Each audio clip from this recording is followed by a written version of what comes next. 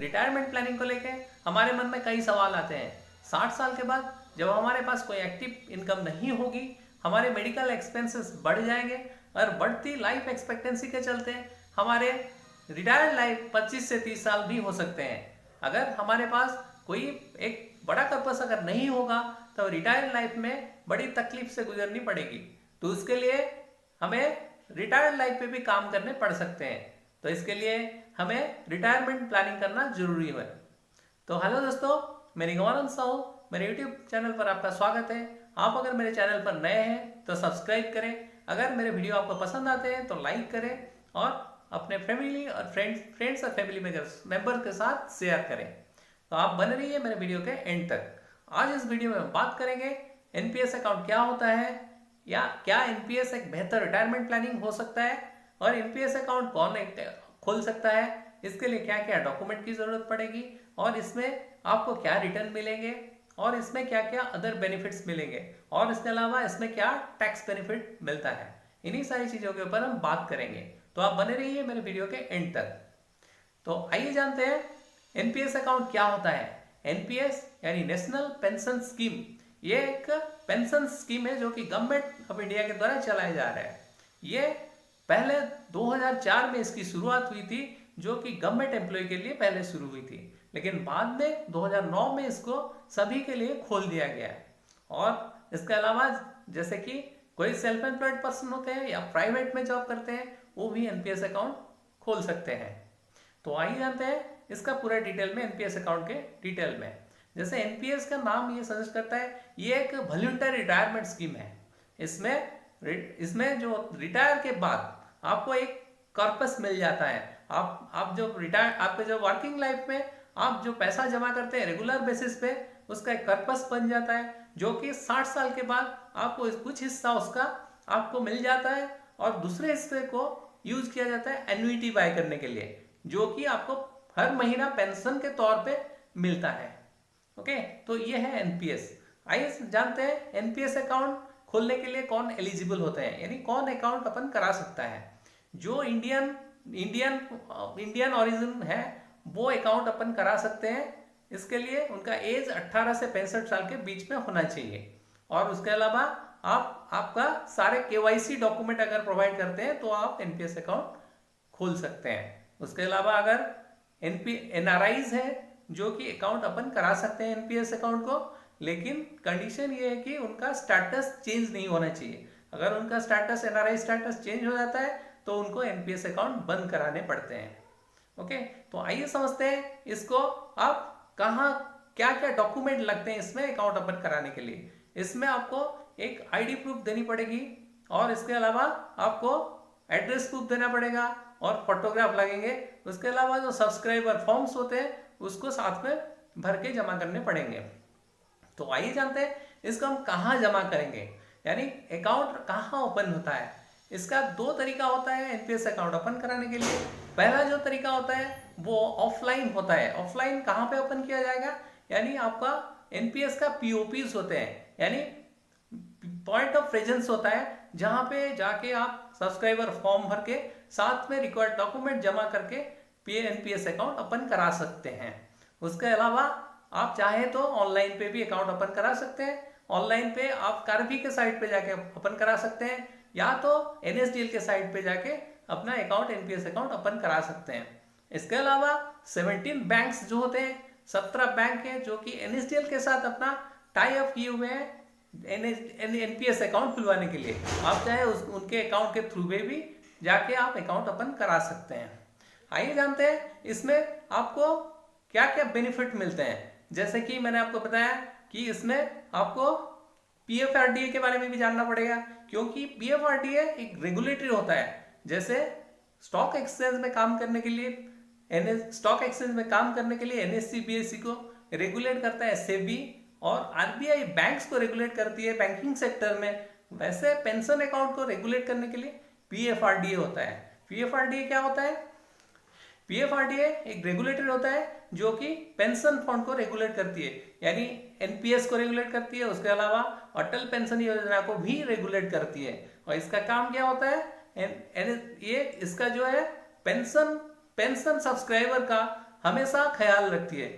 PFRDA NPS subscriber का interest को protect करती है। ओके, इसके अलावा आइए जानते हैं एनपीएस का जो एनपीएस अकाउंट में कहाँ कहाँ इन्वेस्टमेंट किया जाता है। ये जो एनपीएस अकाउंट होता है इसमें एनपीएस का एक ट्रस्ट होता है, उसके पास ये फंड सारे जमा होते हैं। वो एनपीएस ट्रस्ट वो कुछ सिलेक्ट फंड मैनेजर को चूज करते हैं जो कि वो फंड को मैनेज करते हैं। जैसे कि अभी 8 कंपनीज हैं, फंड मैनेजर्स होते हैं, 8 पेंशन फंड मैनेजर्स होते हैं जो कि फंड को मैनेज करते हैं। इसमें एसबीआई आता है, एलआईसी आता है, यूटीआई है, उसके अलावा प्राइवेट सेक्टर में आईसीआईसी, एचडीएफसी, आदित्य बिरला, कोटक और इसके अलावा रिलायंस है। यानी इन्हीं 8 पेंशन फंड मैनेजर जो आपका फंड को मैनेज करते हैं। और इसमें 2 ऑप्शन मिलते हैं आपको इन्वेस्टमेंट करने के लिए, एक होता है एक्टिव चॉइस और दूसरा होता है ऑटो चॉइस। एक्टिव चॉइस क्या होता है, आप खुद डिसाइड कर सकते हैं आपका कहाँ कितना असेट एलोकेशन होगा। असेट एलोकेशन का डिटेल जानने के लिए मैं डिस्क्रिप्शन बॉक्स में उसका वीडियो दे दूंगा, लिंक दे दूंगा, आप चाहे वहां जाके देख सकते हैं। यानी आपका जो एसेट एलोकेशन होगा एक्टिव केस में आप खुद उसको एसेट एलोकेशन कर सकते हैं। इसमें आपको साल में दो बार आप चाहे तो एसेट एलोकेशन को चेंज करा सकते हैं। तो इसमें और जो ऑटो चॉइस होता है उसमें आपको आप ऑटोमेटिक वो खुद डिसाइड करेगा कहाँ पे कितना इन्वेस्टमेंट किया जाएगा, यानी इक्विटी में कितना परसेंटेज इन्वेस्टमेंट किया जाएगा और डेट में कितना परसेंटेज इन्वेस्टमेंट किया जाएगा, वो ऑटोमेटिक डिसाइड किया जाएगा आपके एज के ऊपर। जैसे जैसे आपका एज बढ़ता जाएगा उस हिसाब से आपका इक्विटी में एसेट एलोकेशन कम होता जाएगा और डेट में एसेट एलोकेशन बढ़ता जाएगा। ओके, और आइए समझते हैं एसेट एलोकेशन में कितने एसेट में आप एलोकेशन कर सकते हैं। इसमें 4 ऑप्शन मिलते हैं एसेट एलोकेशन के। पहले होता है इक्विटी, यानी इक्विटी एसेट क्लास में आप इसमें इन्वेस्टमेंट कर सकते हैं, जो कि इसका मैक्सिमम 75% इस इक्विटी में एसेट एलोकेशन किया जा सकता है। उसके बाद होता है गवर्नमेंट बॉन्ड। सेकंड जो एसेट एलोकेशन टाइप होता है वो गवर्नमेंट बॉन्ड्स होता है। गवर्नमेंट बॉन्ड्स में आप इसको गवर्नमेंट बॉन्ड में भी इन्वेस्टमेंट कर सकते हैं। इसका जो होता है थोड़ा सा रिस्क कम होता है, लेकिन इक्विटी में सबसे ज्यादा रिस्क होता है। और तीसरा जो ऑप्शन आता है डिबेंचर में आप इन्वेस्टमेंट कर सकते हैं, यानी कॉर्पोरेट बॉन्ड्स में आप इन्वेस्टमेंट कर सकते हैं। कॉर्पोरेट बॉन्ड में थोड़ा सा रिस्क होता है, यानी मॉडरेट रिस्क होता है, लेकिन इसमें रिटर्न भी अच्छा मिलता है। और उसके अलावा आप चौथा जो होता है अल्टरनेट एसेट क्लास में आप इन्वेस्टमेंट कर सकते हैं। और इसका जो लिमिटेशंस है इसमें ज्यादा से ज्यादा आप 5% तक ही इन्वेस्टमेंट कर सकते हैं अल्टरनेट एसेट क्लास में।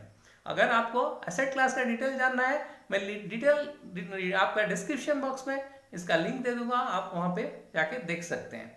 तो ये 4 एसेट क्लास में आपको चुनने का ऑप्शन मिलता है। और ये जो 8 मैंने बताया फंड मैनेजर्स होते हैं, पेंशन फंड मैनेजर, आप किसी को भी इसमें इनमें से चुन सकते हैं, या तो बीच में आप चाहे तो इनको चेंज भी करा सकते हैं। आइए जानते हैं टीयर 1 अकाउंट और टीयर 2 अकाउंट क्या होता है। टीयर 1 अकाउंट एक प्राइमरी अकाउंट होता है जो पेंशन अकाउंट होता है। ये अकाउंट आप खोल सकते हैं। पहले जब अकाउंट खोलेंगे तो आपको टीयर 1 अकाउंट ही खोलना पड़ेगा। इसका क्या क्या कैरेक्टरिस्टिक है जानेंगे। इसमें आप मिनिमम 500 रुपए जमा कर सकते हैं अकाउंट ओपनिंग के टाइम पे, और साल भर में आपको मिनिमम 1000 रुपीज आपके खाते में जमा करने होंगे। अगर नहीं जमा करते हैं तो फिर आपको दूसरे साल उसको पूरा करने होंगे, क्योंकि मिनिमम जो बैलेंस होता है वो साल भर में 1000 रुपये मिनिमम होना चाहिए। और उसके अलावा इसमें आपको हर साल आप उसको देना पड़ेगा, उसका कंट्रीब्यूशन हर साल करना पड़ेगा। और इसमें आपका जो होता है एज जो होता है 18 से 65 साल के कोई भी आदमी ये अकाउंट ओपन करा सकते हैं। और इसमें आपको मैच्योरिटी जो होता है 60 साल के एज पे इसका मैच्योरिटी होता है। आप चाहे तो इसको 10 साल एक्सटेंड करा सकते हैं, यानी 70 साल तक आप इसको एक्सटेंड करा सकते हैं। और इसमें आपको पार्शियल विड्रॉ का भी बेनिफिट मिलता है, यानी आप चाहे तो 10 साल के बाद आपका अकाउंट ओपनिंग के 10 साल के बाद आप इसका पार्शियल विड्रॉ करा सकते हैं। लेकिन इसमें कंडीशन होता है, यानी आपको अगर कोई ऐसे मेडिकल ट्रीटमेंट हो या आपकी चिल्ड्रंस की शादी के लिए, या तो आपको चिल्ड्रंस की हायर स्टडीज के लिए ही आप निकाल सकते हैं, नहीं तो ऐसे नहीं निकाल सकते हैं। और उसके अलावा इसमें आपको पार्शियल विड्रॉ जो करेंगे इसमें ज्यादा से ज्यादा आपको तीन बार निकालने का मौका मिलता है पार्शियल विड्रॉ में। इसमें ज्यादा से ज्यादा 25% ऑफ योर सब्सक्रिप्शन, यानी आप जितना सब्सक्रिप्शन आप जितना जमा करते हैं उसका 25% मैक्सिमम मिल सकता है। ओके, इसके बाद आइए जानते हैं इसमें रिटायरमेंट में जो कर्पस मिलेगा, इसमें आपको क्या टैक्स बेनिफिट मिलते हैं। इसमें आपको 80C के तहत आप 1.5 लाख रुपए तक टैक्स छूट पा सकते हैं, और इसके ऊपर और 50,000 रुपए तक टैक्स छूट भी पा सकते हैं। यानी 80C के तहत आपका 1.5 लाख रुपए का टैक्स छूट मिलेगा। उसके अलावा 80CCD1B के तहत आप और 50,000 रुपए का एनपीएस में अगर इन्वेस्टमेंट करते हैं तो टैक्स छूट मिलेगा। यानी कुल मिला के आप 2 लाख रुपए तक टैक्स बचा सकते हैं एनपीएस में इन्वेस्टमेंट करके। इसमें आपको ट्रिपल का बेनिफिट मिलता है, यानी एग्जाम कैटेगरी में आता है। इसीलिए जमा करने जितना पैसा जमा करेंगे उसके ऊपर टैक्स छूट मिलेगा, जो इंटरेस्ट मिलेगा उसके ऊपर टैक्स छूट मिलेगा। उसके अलावा रिटायरमेंट में मैच्योरिटी पैसा जो मिलेंगे उसके ऊपर भी आपको टैक्स छूट मिलेगा। अगर हमारे जो 60 साल के बाद हमारे पास जो भी कर्पस होंगे उसका 60% हमें मिलेगा, और उसके अलावा जो 40% रहेगा वो जाएगा आपका एक एन्युइटी में जमा होगा। वो जो एन्युइटी में जमा होता है वो आपको पेंशन के तौर पे हर महीना दिया जाता है। ओके, उसके अलावा आइए समझते हैं इसमें क्या रिटर्न मिलते हैं। इसमें आपका जो रिटर्न है, क्योंकि इसमें आपको इक्विटी का ऑप्शन मिलता है, ज्यादा से ज्यादा आप 75% इक्विटी में एलोकेट कर सकते हैं, और 5% जो है अल्टरनेट एसेट क्लास में इन्वेस्टमेंट कर सकते हैं। और ये लॉन्ग टर्म के लिए इन्वेस्टमेंट किया जाता है, तो इसीलिए ज्यादातर रिटर्न इसमें अगर लास्ट 10 साल का हम देखें, इसका रिटर्न करीबन 10% भी ज्यादा रिटर्न आया है। तो इसमें रिटर्न के हिसाब से देखा जाए तो भी अच्छा है, और ये एक बेहतर रिटायरमेंट प्लानिंग हो सकता है जब आप इसको लॉन्ग टर्म के लिए इन्वेस्टमेंट करते हैं। तो आइए जानते हैं इसमें टियर 2 अकाउंट क्या होता है। टियर 2 अकाउंट जो होता है ये एक सेविंग्स अकाउंट के तरह होता है, यानी आप इसमें कोई आपको लिमिटेशंस नहीं है कितना पैसा जमा करेंगे और कितना टाइम के लिए आपको इन्वेस्टमेंट करना है, उसका कोई लिमिटेशंस नहीं है, यानी कोई पाबंदी नहीं है। इसमें आप चाहें कभी भी पैसा उसमें जमा कर सकते हैं, कितना भी जमा कर सकते हैं, और इसमें इसको कभी भी विड्रॉ कर सकते हैं। नॉर्मल सेविंग अकाउंट जैसा आप उसको विड्रॉ करा सकते हैं। और इसमें आपको वही फंड मैनेजर्स का ऑप्शन मिलेगा, 8 फंड मैनेजर, आप कोई भी फंड मैनेजर को चूज कर सकते हैं, और इसमें रिटर्न उसी तरह मिल सकता है। लेकिन इसमें एक कंडीशन है कि आप टियर 2 अकाउंट नहीं खोल सकते हैं अगर आपके पास टियर 1 अकाउंट नहीं है। तो इसके लिए अगर टियर 2 अकाउंट खोलना चाहते हैं तो आपको टियर 1 अकाउंट पहले खोलना पड़ेगा, और इसमें आपको रिस्क भी कम होता है। और इसके अलावा इसमें आपका जो गवर्नमेंट एम्प्लॉइज होते हैं वो अगर टियर 2 अकाउंट खोलते हैं तो उनका 3 साल के लिए लॉक इन होता है, यानी 3 साल तक वो रिटर्न उसको क्लोज नहीं कर सकते, यानी बंद नहीं करा सकते, और इसमें उनको टैक्स बेनिफिट भी मिलता है। तो ये डिटेल है पूरा एनपीएस के बारे में। आपको अगर मेरे वीडियो पसंद आए तो लाइक करें, आपके फ्रेंड्स और फैमिली मेंबर के साथ शेयर करें। Thanks for watching my video.